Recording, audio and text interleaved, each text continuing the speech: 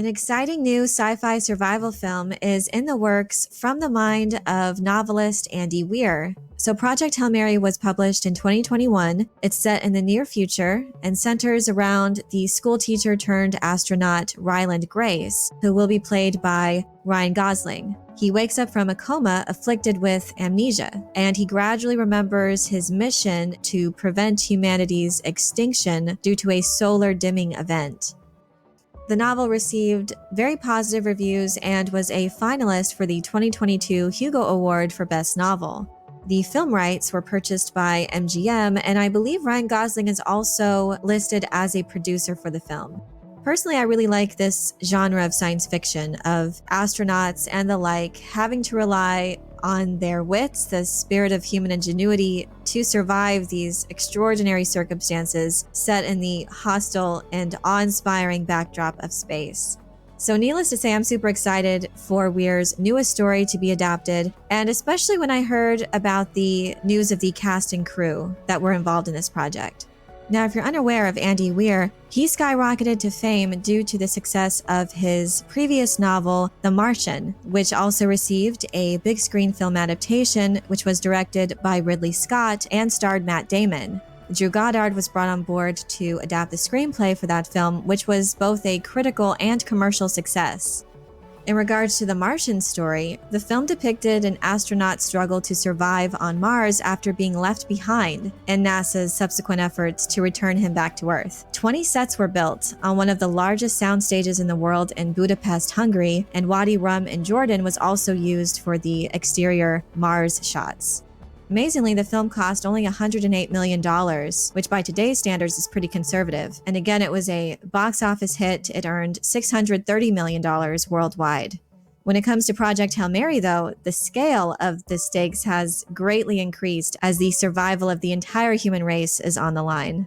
Filming for Project Hail Mary just began in June of 2024, and the directors, duo Christopher Miller and Phil Lord, commemorated the occasion on social media by posting a picture of the film's clapperboard. Now, Miller and Lord are known for their previous work on the Lego Movie, 21 Jump Street, and the Spider-Verse films. The most recent, Into the Spider-Verse film, earning an Oscar nomination for Best Animated Feature. And Drew Goddard, who previously adapted the screenplay for The Martian, is again returning for Project Hail Mary. And of course, Ryan Gosling is headlining the film as Ryland Grace. He'll also be joined by Sandra Hüller, who plays Ava Stratt, Grace's superior.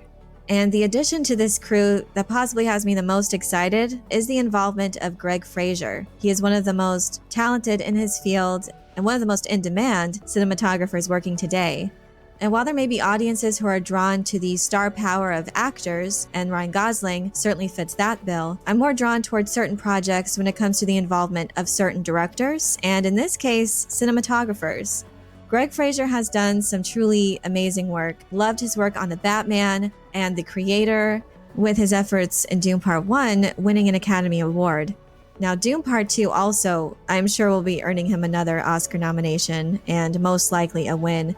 The way he uses lighting to such great dramatic effect, and it was in particular his work with Dune that just particularly impressed me. How he depicted the worlds of Arrakis with its harsh sunlight, but also its beauty, the golden hour of the desert planet. And with Dune 2, the eclipse sequence was very striking, and same thing with Getty Prime. House Harkonnen. That is probably the most visually stunning part of that film. And the film itself has received heaps of praise for its stunning visuals that are so immersive and transportive. So I've become a little bit of a fangirl when it comes to Greg Fraser and his filmography, and I'm really stoked to see what he brings to the cold, dangerous, and beautiful environment of outer space. I have no doubt the visuals of this film will be a highlight to witness. There's no word yet on if the film will be released in IMAX, but I tend to think it most likely will. It's currently set to release in theaters March 20th, 2026. So with the film still a ways out, I'm wondering if I should read the book now or wait till after the film's release. When it comes to these sort of high-stakes survival stories, I can't decide if I want to put off reading the book so as not to diminish the tension and the drama for when I go see the film. I do think there's something to waiting after the film debuts before diving into the book that it's based on.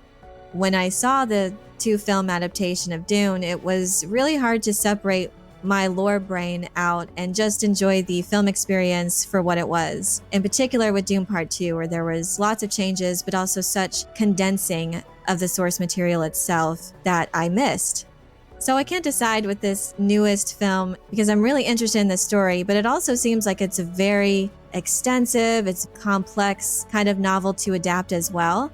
And probably there will be things, as with any adaptation, that will be left out. So I'm struggling with whether or not I want to have that knowledge in my head as I watch the film. And there's definitely going to be some time in between, so I don't know if I'll be able to wait that long before I break down and read the book. But then there's also the flip side. If you want to have that knowledge when you're going into the film and you could pick out things and maybe appreciate things more of how they chose to adapt the story to the film. Or there's also things that will stick out to you that normally wouldn't. There may be like Easter eggs or certain details in the film that you just wouldn't know about viewing the film without having read the source material. So I think reading the book could also give you greater appreciation for the film itself and how they chose to adapt it and certain details being in there that a fan could appreciate.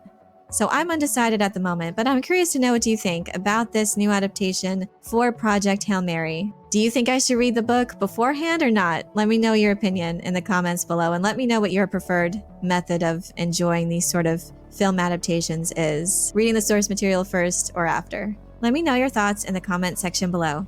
I hope you enjoyed this video. Leave a like if you did, and be sure to subscribe for more sci-fi and fantasy news and lore. And if you're looking for other ways to show your appreciation, you can check out my Patreon page, where members get access to exclusive content and perks. Thank you all so much for your support. And as always, have a very nerdy day.